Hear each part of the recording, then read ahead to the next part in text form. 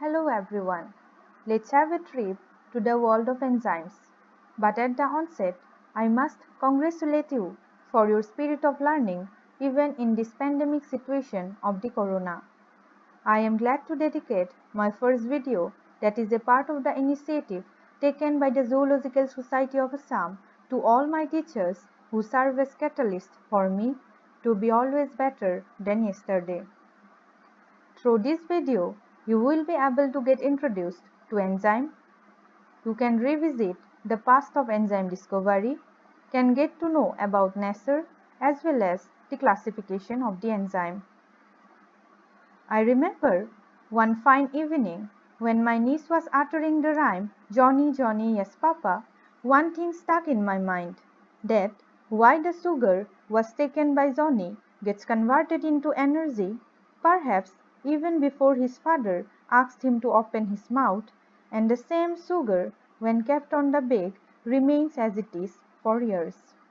And then I thought that I should find the answer, and my dear friends, the answer I got is the process of catalysis, and today we are going to learn about one of the fine performers who perform catalysis, and it is none other than, yes, you guessed it correct, it is none other than the enzymes, the biological catalyst.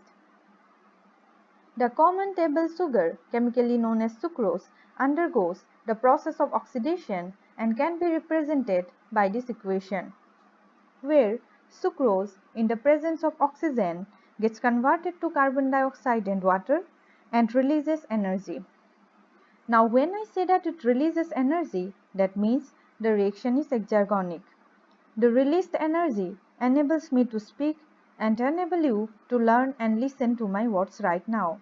These all have been made possible by the process of catalysis, as I have mentioned earlier, and its performers. So let's have a virtual clap for the enzymes. Enzymes are the reaction catalysts of the biological system.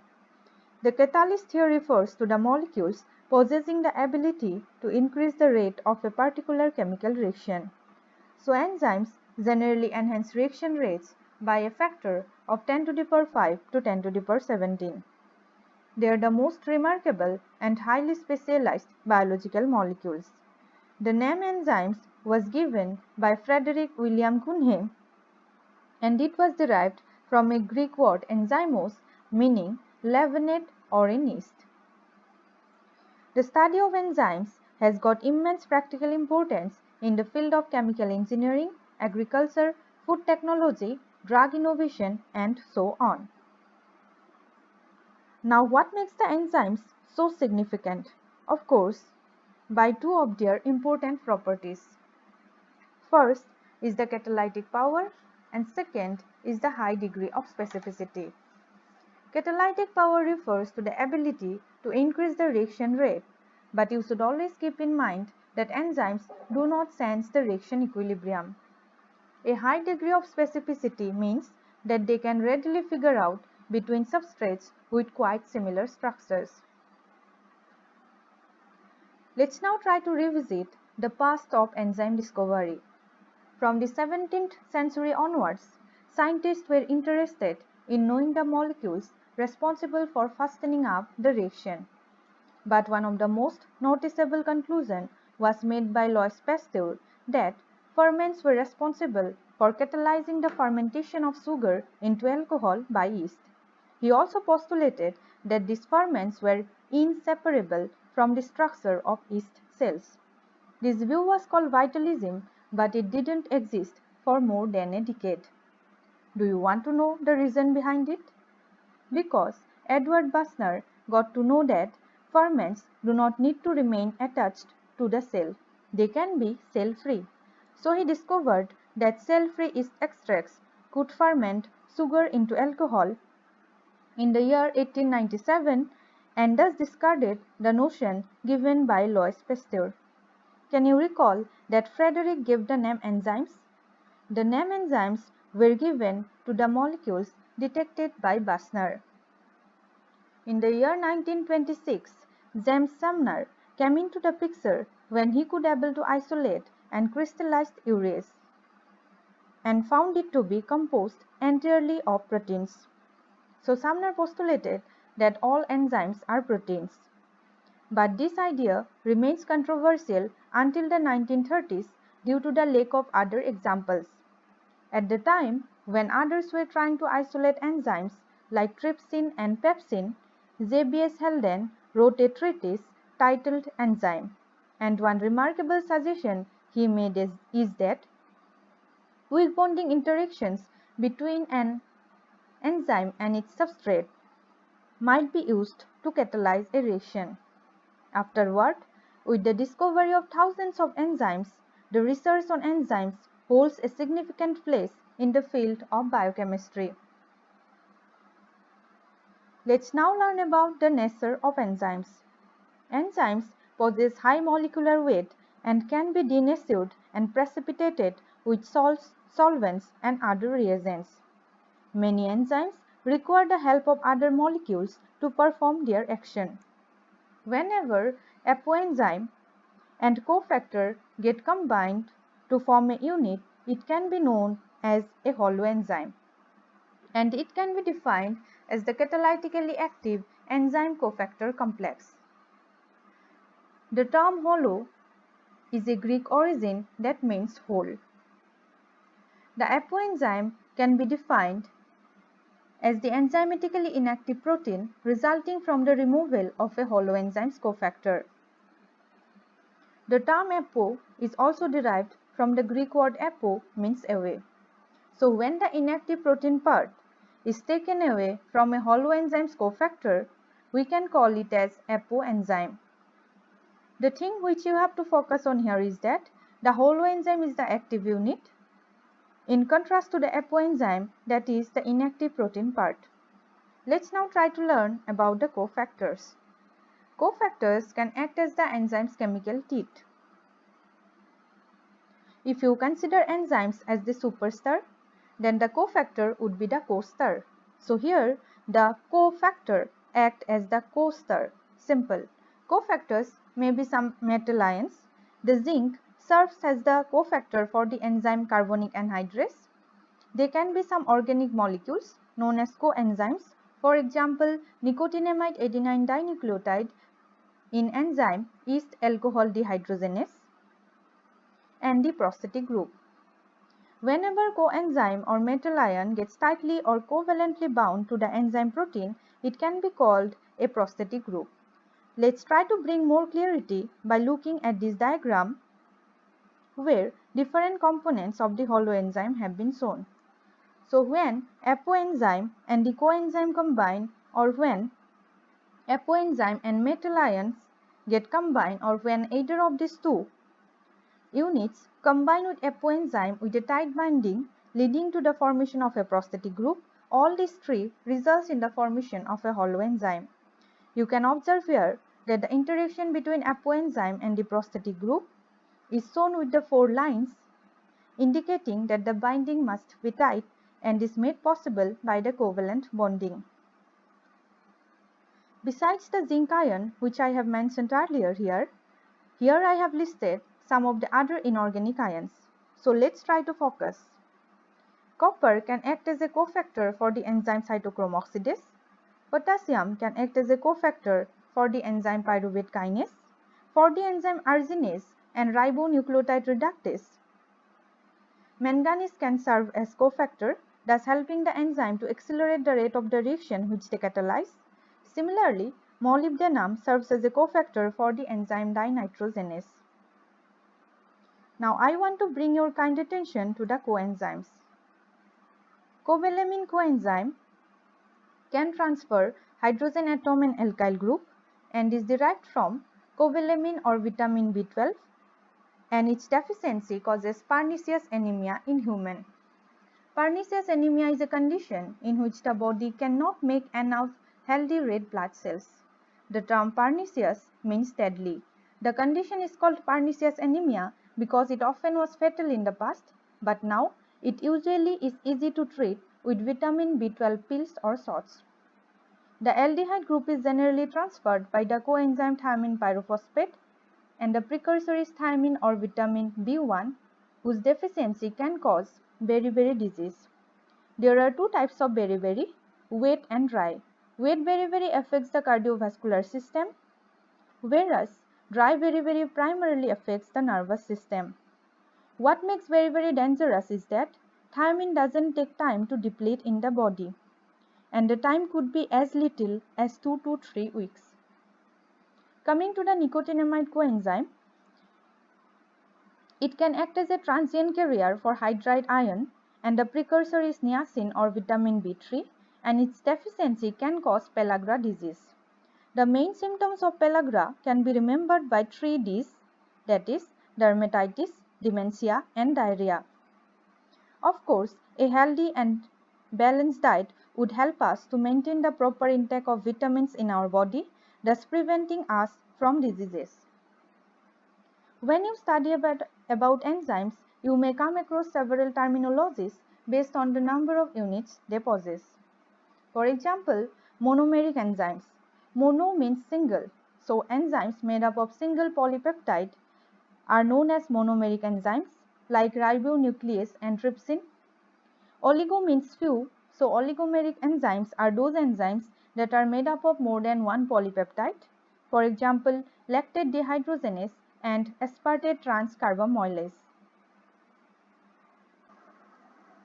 I remember during my university days, 3 of my classmates has the same name, Priyanka.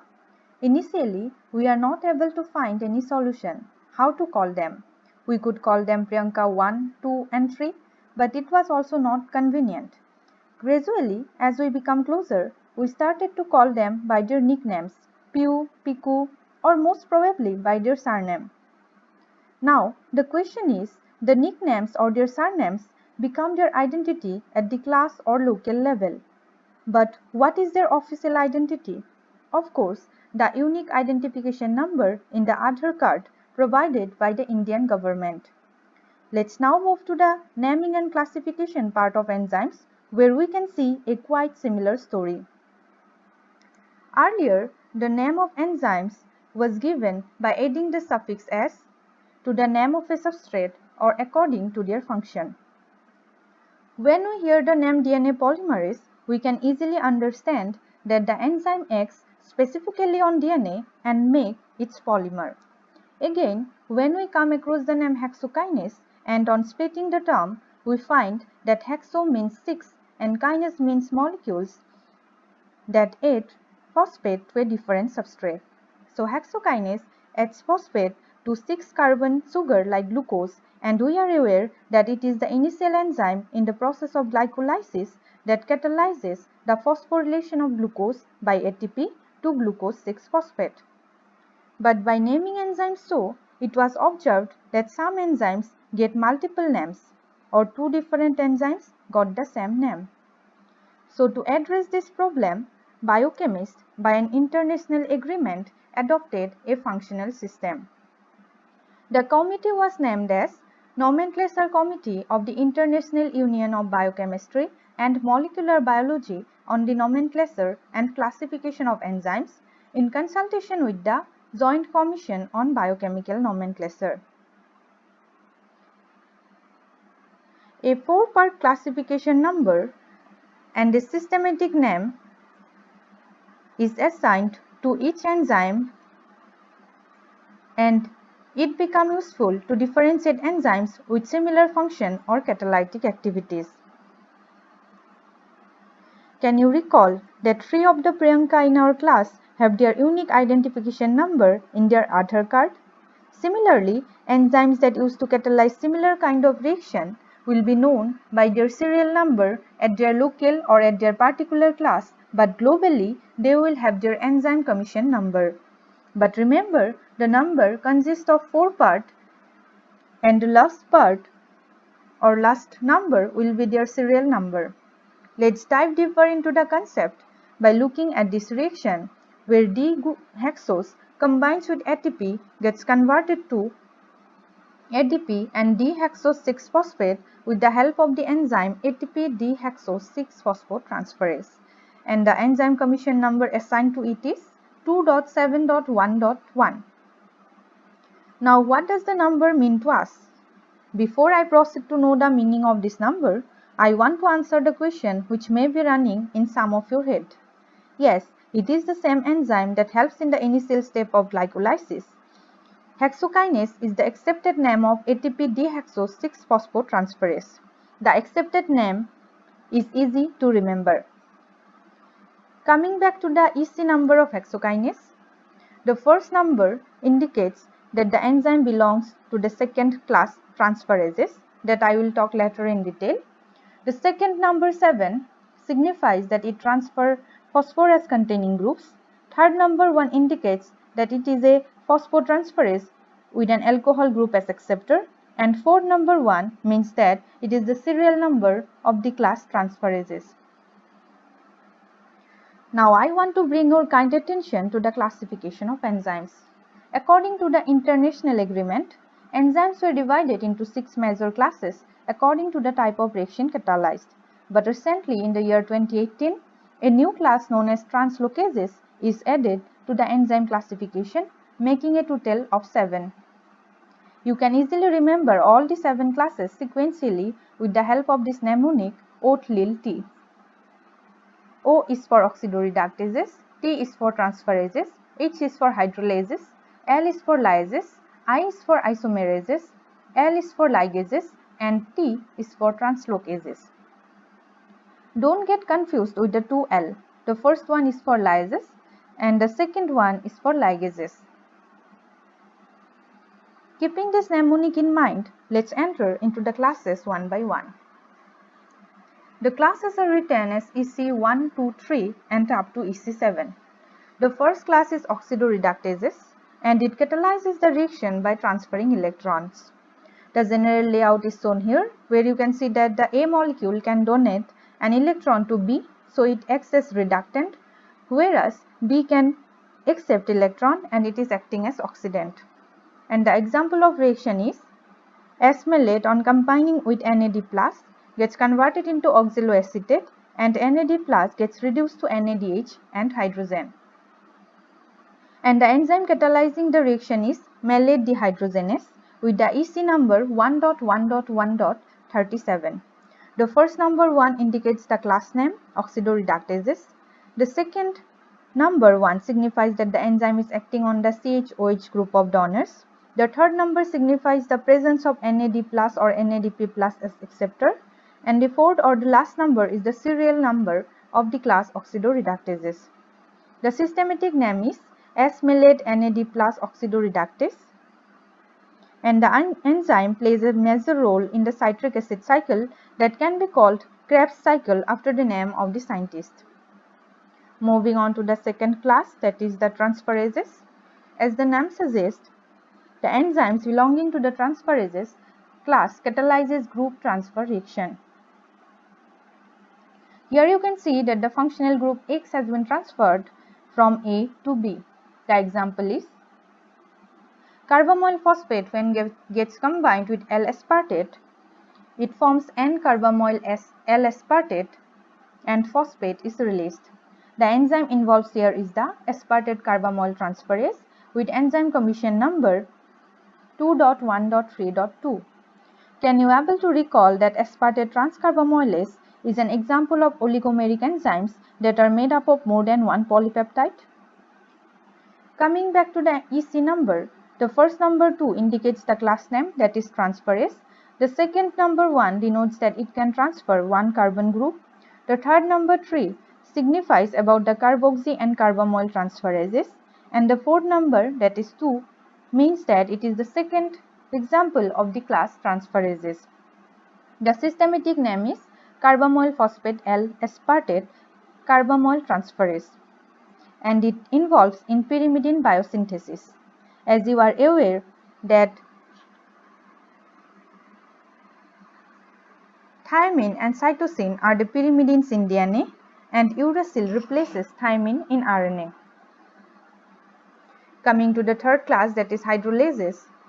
The enzymes belonging to this class catalyze the reaction involving the transfer of functional groups to water.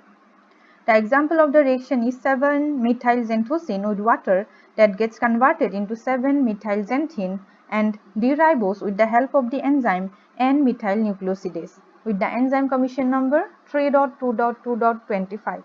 I hope that you can now easily relate what does 3 means here. Of course, the class name hydrolases. The second number 2 denotes that it is glycosylases. The third number 2 means that it can hydrolyze N-glycosyl compounds. And the fourth name is the serial number of the hydrolase class. The systematic name assigned is 7-methylxanthocene ribohydrolase. Let's try to learn about the fourth class, that is the first L of the mnemonic oath lilty, and it's the lyases, where cleavage of bonds between carbon-carbon, carbon-oxygen, carbon-nitrogen or other bonds occur by the process of elimination, leaving double bonds or rings, or sometimes by the addition of groups to double bonds. One example is the conversion of L-ornithine to L-proline with the release of ammonia, and the enzyme responsible for the conversion is ornithine cyclodeaminase. Deaminase suggests that it removes ammonia, and the enzyme commission number is 4.3.1.12. The number 4 indicates that it belongs to the class of lyases. 3 denotes that it cleaves the bond between carbon and nitrogen. The third number, that is 1, signifies that it acts on ammonia, as I have told you earlier. And 12 means that it is the 12th example of the class lyases. The systematic name is L-ornithine ammonia lyase. It's time to move to the next class, that is 5th class, known as isomerases.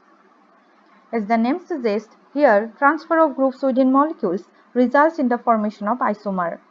Isomers possess the same chemical formula, but their structures vary and may exhibit different properties. Let's try to learn one example. Diene associated with a microtubule at position N with water, and ATP gets converted to the isomer of diene which descends in position to N-1 with the release of ATP and phosphate. The accepted name of the enzyme catalyzing the reaction is diene ATPase with the enzyme commission number 5.6.1.2. 5 here refers to the isomerases class. 6 indicates the isomerase altering the macromolecular conformation. 1 denotes the enzymes altering polypeptide conformation or assembly, and this is the second example of the class isomerases that can be known by the last number 2. The systematic name is ATP phosphohydrolase. And the key point here is that the hydrolysis of ATP provides energy for the movement of organelles along microtubules to the centrosome towards the microtubules minus end. Besides diene acting toward the microtubules minus end, kinesin acts towards the microtubules plus or positive end. Coming to the second last class of enzyme classification, that is the ligases. The enzymes belonging to this class are capable of catalyzing the reaction by joining or forming bonds between carbon-carbon, carbon-sulfur, carbon-oxygen and carbon-nitrogen bonds by condensation reaction that are coupled to cleavage of ATP or similar cofactor.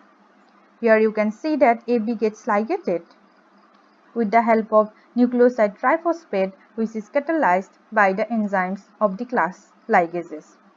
The example is L-glutamate with ammonia and ATP gets converted to L-glutamine and ADP and phosphate, and the accepted name of the enzyme catalyzing the reaction is glutamine synthetase, bearing the EC number 6.3.1.2.